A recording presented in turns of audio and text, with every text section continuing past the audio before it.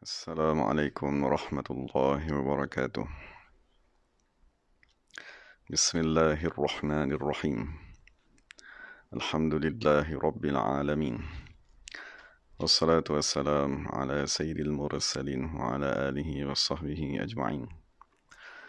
Rabbi shrah lana sudurana wa yassir lana umurana wa hlul 'uqdatam min alsinatina yafqahu aqwalana. Thabbit aqdamana wa tammim taqsirana ya rabbana rabbal alamin. لا حول ولا قوة إلا بالله العلي العظيم. لا حول ولا قوة إلا بالله. لا حول ولا قوة إلا بالله العلي العظيم. أما بعد. اللهم صل وسلم وبارك على سيدنا محمد وعلى آل سيدنا محمد. أستغفر الله الذي لا إله إلا هو الرحمن الرحيم الحي القيوم الذي لا يموت وأتوب إليه. اللهم اغفر لنا. Alhamdulillah, kita bersyukur kepada Allah Subhanahu wa Ta'ala kerana dapat bersama-sama dalam majlis untuk kita membincangkan sama-sama surah Tabarak ataupun surah Al-Mulk yang disunatkan kita membacanya pada setiap malam. Dan Alhamdulillah, kita dah sampai kepada ayat yang ketiga, iaitu firman Allah Subhanahu wa Ta'ala, Ma tara fi khalqir rahmani min tafawut. Jadi daripada ayat Ma tara fi khalqir rahman, tidak kamu melihat pada penciptaan Ar-Rahman min tafawutin, perbezaan. Jadi di kesempatan ini kita mohon agar Allah Subhanahu wa Ta'ala dapat memberikan kefahaman kepada kita daripada lafaz Ar-Rahman yang Allah Subhanahu wa Ta'ala gunakan. Maksudnya nama Ar-Rahman ialah salah satu nama yang ada di dalam lafaz basmalah, Bismillahirrahmanirrahim. Jadi lafaz Ar-Rahman dipilih oleh Allah Subhanahu wa Ta'ala dan dinyatakan di dalam ayat ketiga.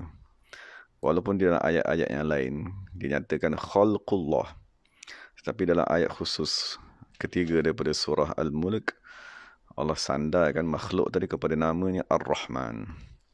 Jadi kita bincanglah sedikit beberapa maklumat yang boleh kita ambil daripada lafaz Ar-Rahman. Jadi insyaAllah kita akan bincang 3 sudut daripada lafaz Ar-Rahman. Pertamanya ialah ta'rif Ar-Rahman tersebut. Lepas itu keduanya, kita akan bincangkan daripada manakah sumber untuk kita mendapatkan rahmat yang dinyatakan daripada nama Ar-Rahman. Dan yang ketiga ialah tuntutan daripada nama Ar-Rahman itu sendiri. Maksudnya apabila Allah menyatakan nama Rahman, ada perkara yang Allah Ta'ala minta daripada kita untuk kita renungkan dan fikirkan. Itu perkara ketiga yang insyaAllah kita akan bincangkan. Dari perkara pertama ialah ta'arif Ar-Rahman itu sendiri. Dari Abdullah Ibn al-Mubarak berkata, Ar-Rahman, Rahman maksudnya yang banyak mengurniakan. Maksud Melayu kita mungkin terjemahkan sebagai penyayang, pengasih dan seumpamanya. Tapi dari segi bahasa, Ar-Rahman yang sesuai kita terjemahkan kepada Allah Subhanahu wa Ta'ala bermaksud yang banyak memberi kurniaan. Jadi sebab tu Abdullah Ibn Mubarak dia berkata, Ar-Rahman allazi idza su'ila, ialah Tuhan yang apabila diminta a'ta, dia akan memberikan.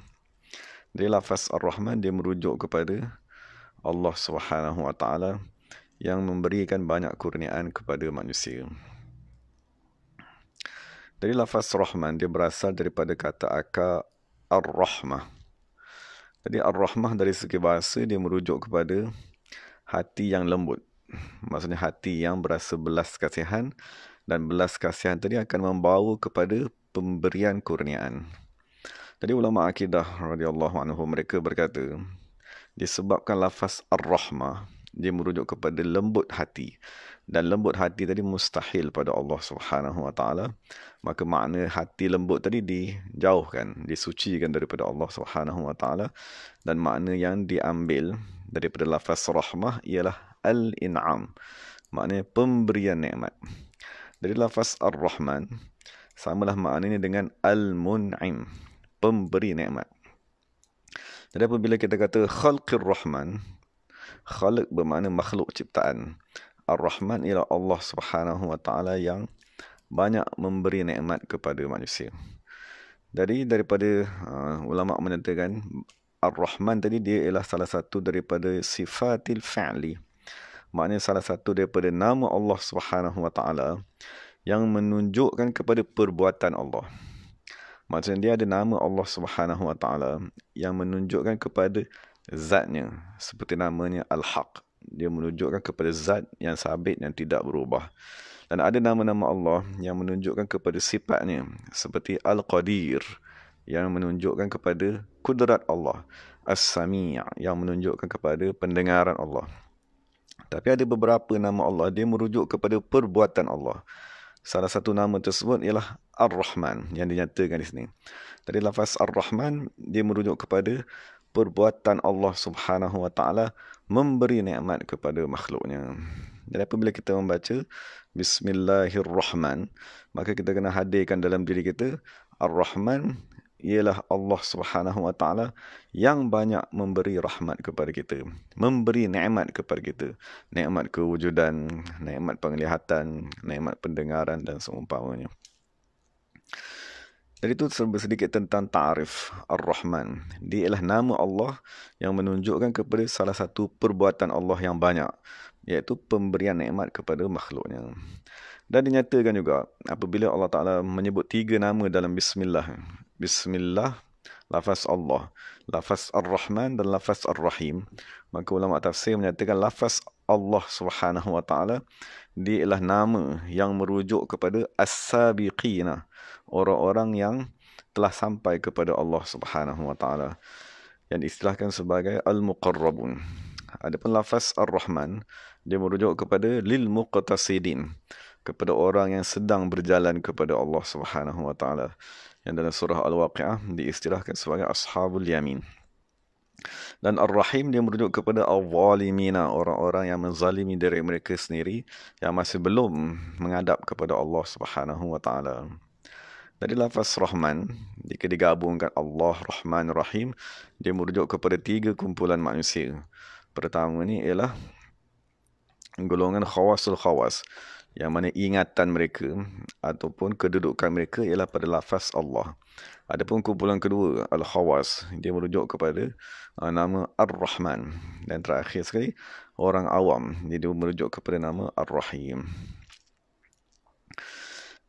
Jadi setelah kita mengetahui makna Ar-Rahman, iaitu nama Allah yang merujuk kepada perbuatan Allah Subhanahu Wa Taala, jadi sekarang ni kita bincangkan daripada manakah kita sebagai manusia boleh dikurniakan dengan sifat rahmat yang Allah Subhanahu Wa Taala nyatakan daripada namanya Ar-Rahman tadi. Bagi kita dah bincang lafaz Rahman, dia kata akar ni adalah lafaz Ar-Rahmah, kerahmatan. Jadi kerahmatan tersebut Allah Subhanahu Wa Taala nyatakan di dalam Al-Quran, wa ma arsalnaka illa rahmatan lil alamin. Tidaklah kami utuskan Nabi Muhammad sallallahu alaihi wasallam melainkan sebagai rahmat kepada alam semesta. Dalam surah Anbiya ayat 107. Jadi sekarang ni Allah Subhanahu Wa Taala dia memberitahu bahawa aku bernama Rahman. Dan nama aku Rahman ni berasal daripada kata terbitan iaitu Ar-Rahmah. Jadi sekarang kita memerlukan kepada rahmat daripada Allah. Kita memerlukan kepada kasih sayang ataupun kurniaan daripada Allah Subhanahu Wa Taala. Kerana Allah memberitahu dia ialah Rahman. Dan apabila Allah memberitahu dia ialah Rahman, maka kita dituntut untuk mencari rahmat tersebut. Jadi persoalannya, di manakah ataupun daripada manakah kita boleh dikurniakan dengan rahmat yang Allah Subhanahu Wa Taala sifatkan dirinya dengan rahmat tersebut. Maka daripada surah Al-Anbiya tadi Allah Subhanahu Wa Taala memberitahu bahawa rahmat yang aku bersifat dengan rahmat tersebut aku letakkan kepada Nabi Muhammad sallallahu alaihi wasallam. Maka Allah kata, tidaklah aku utuskan Nabi Muhammad melainkan sebagai rahmat kepada seluruh alam. Dan apabila kita tadi ingin menuntut ataupun mencari kerahmatan tersebut, berkendalah kita mencarinya daripada Nabi Muhammad sallallahu alaihi wasallam. Macam kita tahulah bahawa Nabi sallallahu alaihi wasallam diutuskan ke dunia, dibangkitkan oleh Allah Subhanahu wa taala membawa pelbagai nikmat, kan, membawa nikmat zahir dan nikmat batin yang digabungkan di bawah lafaz rahmat. Cuma persoalannya sekarang, apabila Nabi sallallahu alaihi wasallam telah wafat, kan, daripada manakah sumber atau cara untuk kita mendapatkan rahmat tersebut? Maka Nabi sallallahu alaihi wasallam, kan, sebagaimana diriwayatkan oleh Sayyidina Hasan Ibn Ali, mereka berkata kepada Nabi sallallahu alaihi wasallam, maksud Nabi berkata, rahmatullahi ala khulafai, rahmat Allah Subhanahu wa taala aku turunkan ke atas khalifah-khalifahku. Maksud Nabi sallallahu alaihi wasallam, Nabi berkata, rahmat asalnya turun kepada diriku dengan nas Al-Quran, wa ma arsalnaka illa rahmatan lil alamin. Kemudian Nabi memberitahu, sekiranya aku wafat, maka rahmat tersebut ala khulafai, di atas khalifah-khalifahku. Qila, maka ditanya, wa man khulafauka ya Rasulullah, siapakah khalifah-khalifah kamu wahai Rasulullah sallallahu alaihi wasallam? Maka Nabi SAW menjawab, allazina yuhyuna sunnati, mereka yang menghidupkan sunnahku, wa yu'allimunahan nas, dan mereka yang mengajarkannya kepada manusia. Dan ini satu berita gembira kepada kita lah. Maksudnya walaupun Nabi SAW mengetahui bahawa dirinya akan pergi wafat, tapi sumber rahmat tadi tidak putus sampailah hari kiamat, kerana Nabi SAW meninggalkan khalifah-khalifahnya. Jadi sekiranya kita tadi inginkan kerahmatan bermaksud nikmat zahir dan nikmat batin, maka hendaklah kita tadi mengambilnya daripada khalifah-khalifah Rasulullah SAW. Cuma Nabi beritahu apakah sifat khalifah tadi. Mereka lah yang yuhyuna sunnati, mereka yang menghidupkan sunnah Nabi Muhammad sallallahu alaihi wasallam. Maknanya sunnah Nabi yang zahir, mereka mengajarkannya, mereka menghidupkannya. Sunnah Nabi yang batin, yang telah pupus, yang telah ditinggalkan oleh manusia, mereka menghidupkan sunnah tersebut dan mereka mengajarkannya kepada manusia. Jadi mereka mempunyai satu sifat, menghidupkan. Dan sebab itu kita dapat lihat Imam Al-Ghazali, apabila dia menulis kitab, dia menamakan kitabnya Ihya, menghidupkan Ulumuddin. Jadi kita faham daripada situ Imam Ghazali dia salah seorang daripada khalifah Nabi Muhammad sallallahu alaihi wasallam. Dan apabila ulama mereka ingin memuji Imam An-Nawawi, mereka berkata Imam Nawawi ialah muhyiddin, ialah orang yang menghidupkan agama. Jadi daripada situ kita faham Imam Nawawi ialah salah seorang daripada khalifah Nabi Muhammad sallallahu alaihi wasallam. Dan apabila ulama ingin memuji Syekh Abdul Qadir Jailani, mereka akan menggelarnya dengan Muhyiddin, orang yang menghidupkan agama. Jadi kita faham daripada situ, mereka ingin mengisyaratkan bahawa Imam Nawawi, kan, Syekh Abdul Qadir Jailani, mereka ialah khalifah-khalifah Rasulullah sallallahu alaihi wasallam, tempat untuk kita tadi mengambil rahmat daripada Nabi Muhammad sallallahu alaihi wasallam, daripada Allah Subhanahu wa taala. Jadi itulah tempatnya. Maksudnya daripada segi zahir penciptaan Allah Subhanahu wa taala, ada tempat-tempat yang diturunkan rahmat kepada tempat tersebut, iaitu Nabi Muhammad SAW dan khalifah-khalifahnya. Tapi dalam masa yang sama, maksudnya di samping kita tadi mencari khalifah Rasulullah, kita bersama dengan mereka, kita beribadat bersama-sama mereka, Allah Subhanahu wa taala mengarahkan kita di dalam Al-Quran. Dalam surah Al-Mu'minun ayat 118, Allah Subhanahu wa taala berkata, waqul, wahai manusia, hendaklah kamu berkata, Rabbighfir warhamu anta khairur rahimin. Wahai Allah Subhanahu wa taala, ampunkanlah daku, rahmatilah daku, wa anta khairur rahimin, kaulah orang yang sebaik-baik yang merahmati. Jadi ada dua cara untuk kita tadi mendapatkan rahmat. Daripada zahir ni lah kita mencari guru, mencari khalifah Nabi Muhammad untuk kita tadi dikurniakan dengan rahmat. Tapi dalam masa yang sama kita kena berdoa. Sebab Allah Ta'ala mengarahkan kepada kita berdoa, ighfir warham, wahai Allah Subhanahu wa taala, ampunkanlah daku, wahai Allah Subhanahu wa taala, irham, rahmatilah daku, wa anta khairur rahimin. Dan itu dengan cara kita berdoa. Dan apabila kita menggabungkan zahir, iaitu dengan mencari khalifah-khalifah Rasulullah, dan daripada sudut batin hakikatnya kita berdoa, kerana kita mengetahui bahawa yang akan memberi rahmat tadi ialah Allah Subhanahu wa taala, barulah sempurna usaha yang kita lakukan, kerana kita menggabungkan antara zahir dan batin. Dan itu persoalan kedua lah yang nak kita bincangkan. Setelah kita mengetahui Allah tadi namanya Rahman, dan Allah tadi ingin memberitahu kepada kita bahawa aku mempunyai rahmat. Jadi persoalan kedua yang kita dah bincangkan ialah di manakah rahmat tadi nak diambil. Jadi rahmat tadi naklah diambil daripada Nabi Muhammad SAW dan seterusnya daripada khalifah-khalifah Nabi Muhammad SAW, dan dengan cara kita tadi berdoa memohon daripada Allah Subhanahu Wa Taala.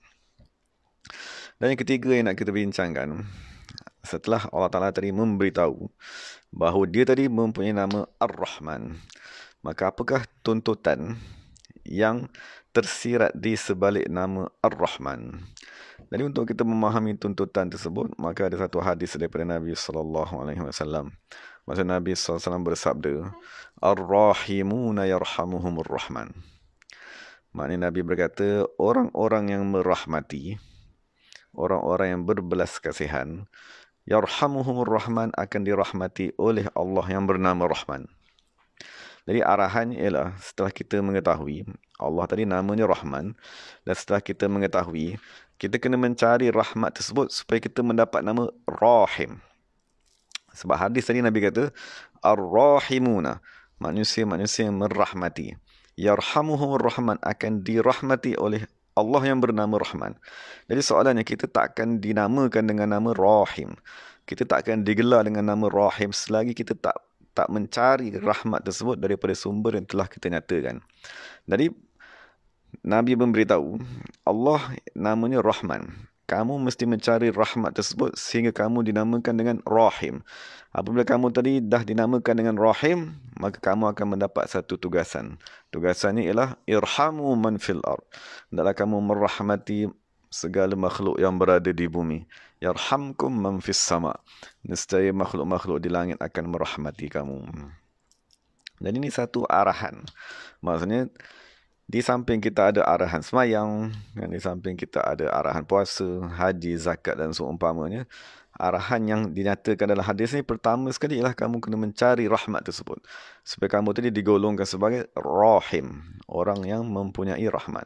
Setelah kamu tadi tergolong dalam golongan Ar-Rahim, maka akan datang arahan irhamu man fil ard. Hendaklah kamu tadi merahmati makhluk yang berada di bumi. Nescaya Allah Subhanahu Wa Taala akan merahmati kamu dan mengarahkan makhluk-makhluk yang berada di langit untuk merahmati kamu.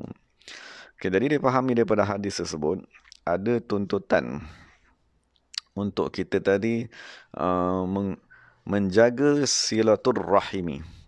Jadi silaturrahim ni dia ialah istilah di dalam bahasa Arab. Maksudnya silah tadi bermakna hubungan. Ar-Rahim ni bermakna kerabat. Ataupun Ar-Rahim sememangnya mempunyai makna kerabat. Cuma persoalannya sekarang, Imam Qurtubi memberitahu hubungan rahim yang hendak kita tadi pelihara, dia terbahagi kepada dua. Maksudnya Ar-Rahim, hubungan kerabat yang nak kita pelihara, yang nak kita hubungkan, dia terbahagi kepada dua. Pertama dipanggil ammatun, hubungan rahim secara umum. Yang kedua ialah khassatun, hubungan rahim secara khusus. Tadi Imam Qurtubi berkata, fal'amatu rahimuddin. Maka hubungan silaturrahim yang umum ialah hubungan rahimuddin. Maksudnya hubungan silaturrahim daripada sudut agama. Maksudnya sesiapa saja yang beragama dengan agama Islam, maka pada ketika itu kita mempunyai hubungan silaturrahim dengannya daripada sudut ad-din tadi, daripada sudut agama. Jadi Imam Qurtubi berkata, hendaklah kita tadi menghubungkan silaturahim dengan sahabat kita, kawan kita yang seagama, jiran, kenalan dan seumpamanya, bil wuddi, dengan kasih sayang, wat tanasuh, dan saling menasihati. Jadi maknanya, kenalan kita, seagama dengan kita, kita dituntut untuk mengekalkan hubungan silaturahim. Tapi persoalannya, apa yang kita nak buat dengan kawan kita tadi? Kawan kita yang mempunyai hubungan seagama, pertama sekali ialah al-wud. Maksud kita menzahirkan kasih sayang, memberikan hadiah, bertanya khabar, menziarahi dan seumpamanya. Dan yang kedua yang disyaratkan ialah at-tanasuh. Maksudnya menasihati mereka. Maksud sekiranya kita melihat ada kekurangan, ada ibadat yang masih mereka belum laksanakan, maka salah satu tuntutan silaturahim secara umum ialah at-tanasuh. wal insaf, dan mengaku kesalahan kita, wal qiyam bil haqqil wajibi wal mandub, dan kita melaksanakan tuntutan-tuntutan yang wajib ke atas diri kita dan tuntutan yang sunat ke atas diri kita terhadap mereka.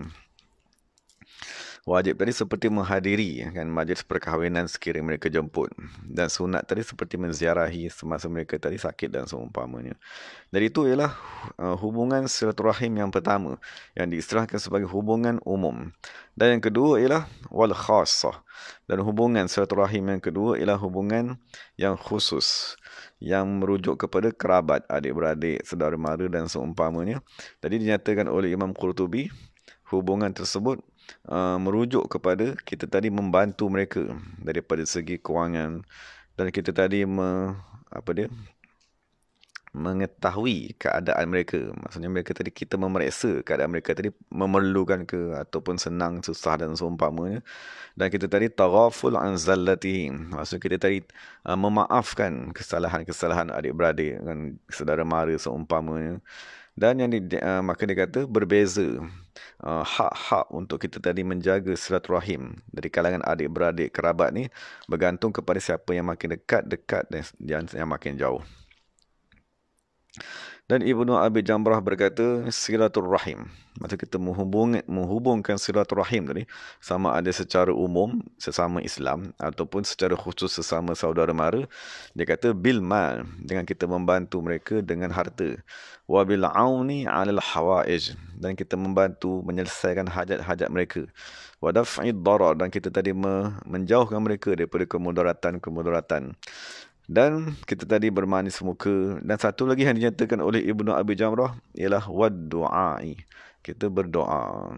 Maksudnya di samping kita berdoa untuk diri kita, ampunkan dosaku, maksudnya kita kena doa juga kepada kerabat-kerabat kita agar mereka tadi diberikan hidayat oleh Allah Subhanahu Wa Taala.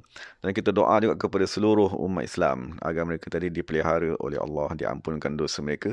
Kerana berdoa kepada sahabat-sahabat kita tu ialah tuntutan silaturahim. Dan kesimpulan yang dinyatakan oleh Ibnu Abi Jamrah yang dimaksudkan dengan menjaga silaturahim tadi ialah menyampaikan segala kebaikan yang kita mampu kepada mereka dan menjauhkan segala kejahatan yang kita mampu daripada mereka. Itu secara umumnya makna memelihara silaturahim. Dari itu dikata sekiranya orang yang kita nak hubungan rahim tadi merujuk kepada orang yang ahli Islam. Tetapi sekiranya mereka tadi ialah orang-orang kafir, maksudnya orang yang mempunyai hubungan kerabat tadi itu belum memeluk agama Islam, atau kenalan-kenalan kita tadi fujaran, ialah ahli-ahli maksiat, maka maksudnya menjaga silaturahim tadi ialah dengan kita tadi muqata'atuhum, dengan kita tadi memutuskan hubungan dengan mereka.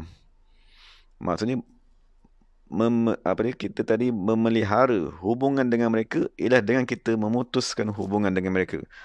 Kerana sekiranya kita tadi kekal bergaul dengan mereka dalam keadaan dia tadi bermaksiat, maka kita seolah-olah meredai maksiat yang dia tadi sedang lakukan. Tapi dia kata syarat kita tadi memulaukan ahli maksiat tadi dengan syarat ialah kita tadi telah bersungguh-sungguh menasihatkan mereka, dan kita telah memberitahu kepada mereka bahawa sekiranya kamu kekal dengan dosa yang kamu buat ni, sekiranya kamu kekal dengan akidah salah yang kamu buat ni, sekiranya kamu kekal menghina ulama-ulama ahli sunnah wal jamaah, mengkritik wali-wali Allah Subhanahu Wa Taala, perkara ini akan menyebabkan kami memulaukan kamu. Tak kira sama ada mereka tidak adik-beradik, kerabat seumpamanya, kita nasihat dahulu. Kan sekiranya mereka tidak mendengar nasihat tersebut, maka dia kata kita dituntut untuk memulaukan mereka supaya mereka tadi sedar mereka sedang melakukan kesalahan. Jadi pada ketika itu, kan, setelah kita tadi memulau, maksud menjauhkan diri daripada mereka, wahina idzan takunu silatuhum ad-du'a lahum bi dhahril ghaib bil istiqamati. Maka pada ketika itu kita dituntut untuk berdoa kepada mereka.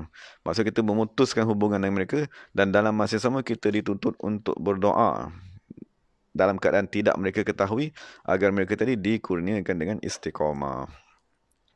Dan itu adalah tuntutan silaturahim yang datang daripada lafaz Ar-Rahman.